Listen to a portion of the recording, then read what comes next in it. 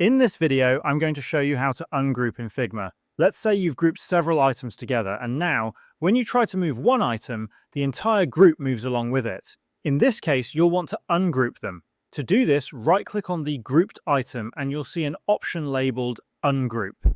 You'll also see shortcut keys listed next to this option for faster access in the future. Click on Ungroup and the items will be separated, allowing you to move each one individually.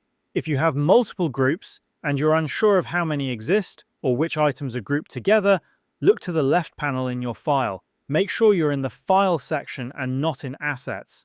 In the File panel, grouped items will appear with the name Group and a small arrow beside them.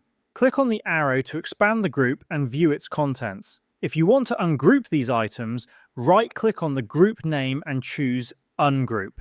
This will separate all elements within that group and you'll now be able to move each item independently. You can repeat this process for all groups listed in the left panel. And this is how you can ungroup in Figma.